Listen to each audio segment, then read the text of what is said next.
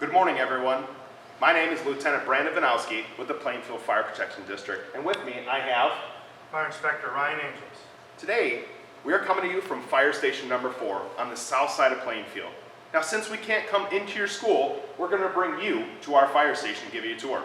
Right now, we're going to give you a tour of engine 1941. Going through, we're going to go in the first door. This is where the driver sits, also known as an engineer. Now, the driver has all of the controls, including a headset to protect the driver's ears from the loud sirens. All the controls for the steering wheel, like you have in your car.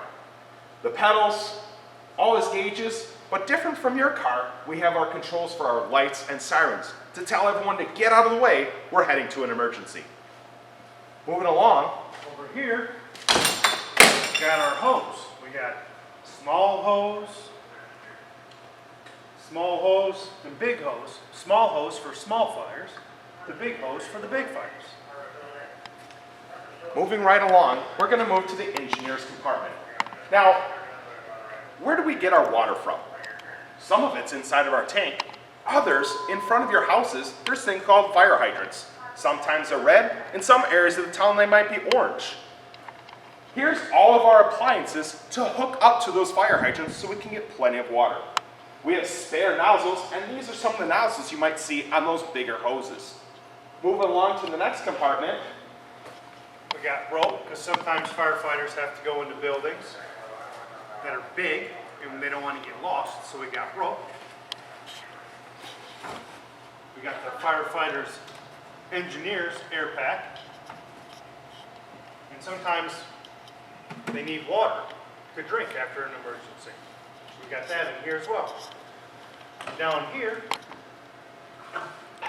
we got our air tank. Because we have them in our backpacks, and then we have spares in case we need to go back into a fire. moving along to the next compartment, we have a whole bunch of equipment in here. Now, we were talking about that fire hydrant. Here's what the engineer grabs to hook up to his fire hydrant. He's got a whole bunch more of what we call appliances. Up top, we have kind of a James Bond compartment that opens up and reveals even more tools. Now, firefighters have some power tools, like we're going to show you on the other side, but we always have backups for everything, as you're going to learn with our fire engine. This is one of our backups that always starts in the arms of a firefighter, the iconic pighead axe. Whether we need to open up a roof or open up a door, we can use some of our hand tools. Down below, we have some more equipment. Just like you might have Legos or blocks at home to use to build, we have some kind of building blocks of our own, although we're not playing with these. These are called cribbing. Now, if we respond to what's called a car accident in town, where two cars are stuck together and we need to stabilize them, we can actually use our wood cribbing to build up a box, just like you do with Legos, to stabilize the car so it doesn't move while we do our operations or helping people to get out of the car. Let's go around to the back of the engine to show you some more of the cool tools we use to help people each and every day. So this tool, they use to take a windshield off of a car. This tool, they use to punch windows so they can get in and help the person. While Inspector Ryan is pulling out the next tool, we don't go around just breaking car windows. This is only when there's been a car accident and the people are trapped inside and we need to help them get out, which is going to bring us to our next tool right here. So sometimes when cars get in an accident, sometimes the doors don't open. So we need to use our jaws of life.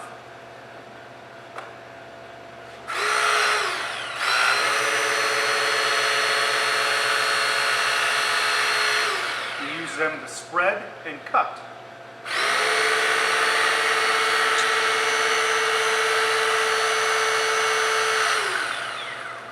Up top here, underneath this tarp, Inspector Ryan and I are going to show you some extra hoses that we have. Now, this yellow hose right here is some hose we call supply hose. We hook this up to our fire hydrant and we can drive long distances away, up to 1,000 feet of 5 inches what we carry, or supply hose. Some of the other hoses we have back here have a lot taller stacks than what you saw on the side. These hoses are meant for houses that are set far back from the street so we can reach every house that we protect. We're going to put this down. Notice up top, up here, we have our ladders. We store them up top and they actually come down on an arm like this. It's going to block our cabinet, so we're not going to show you right now. We bring the ladders down so we can reach people on second or third floors. Firefighters also have a fire extinguisher that has water and another fire extinguisher that's got a chemical in there that helps put fires out. But sometimes we don't need our hose, we can just use a fire extinguisher because the fire's small. We also have cones. What do we use cones for? That's right. When there's accidents on the roadway, we can block it so people know to stay away from us.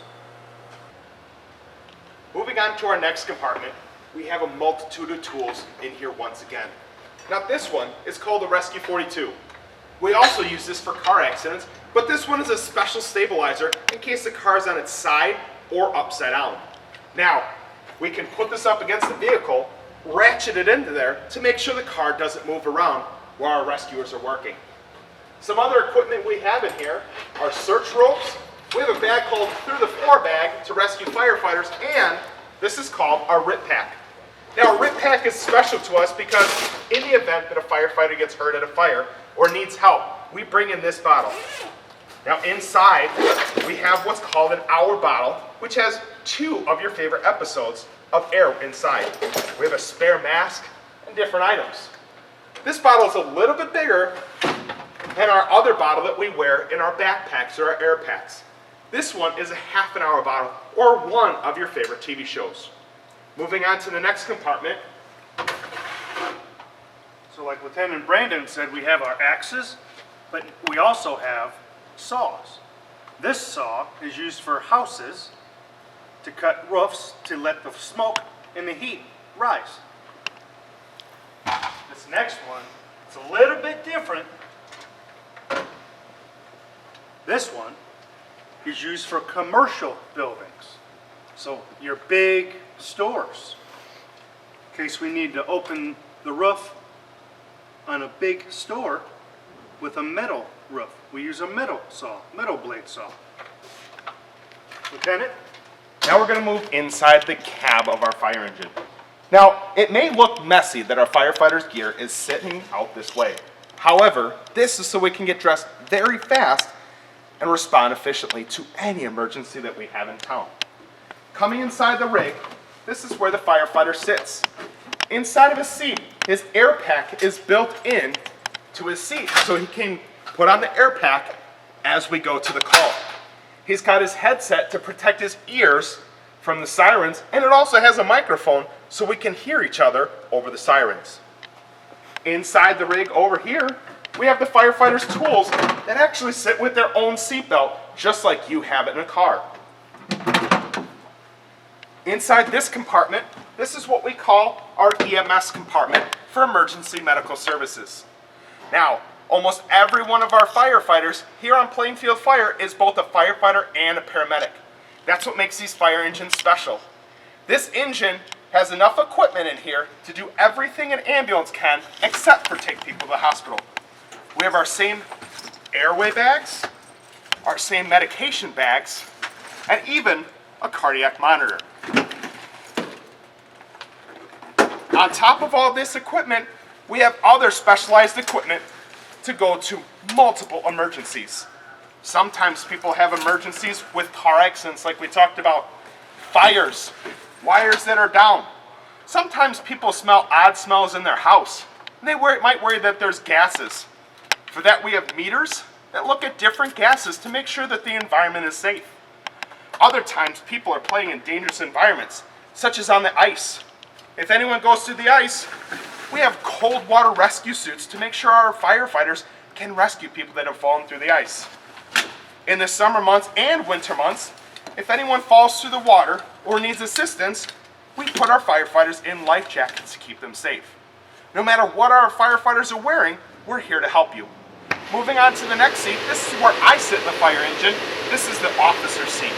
Inspector Ryan's going to show you that. Hey, this is where Lieutenant Brandon sits. He's got his air pad in his seat, and he's got his radios so he can talk to the dispatcher. And this is the most important piece right here, the computer.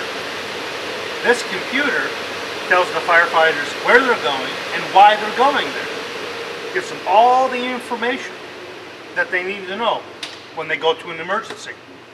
Let's go around to the front. Our last spot that we're going to show you is the front of our fire engine. We have more supply hose, we have our big siren and our big horns to let people know get out of our way. Now these are things we use to let people know by hearing. We also have all of our lights on the front of our rigs to tell people we're going to a call. The only time we have our lights and sirens on is when we're either responding to an emergency or at an emergency telling people stay away. There's something dangerous happening. Also in the front we have another hose line. This is one of our smaller hose lines. It's a lot bigger than your garden hose, but very similar. So we have this one for car fires or smaller fires off the front. Now this concludes our tour of Fire Station number 4 and Engine 1941. From all of us here at Plainfield Fire, thank you so much for visiting. We'll welcome you back anytime.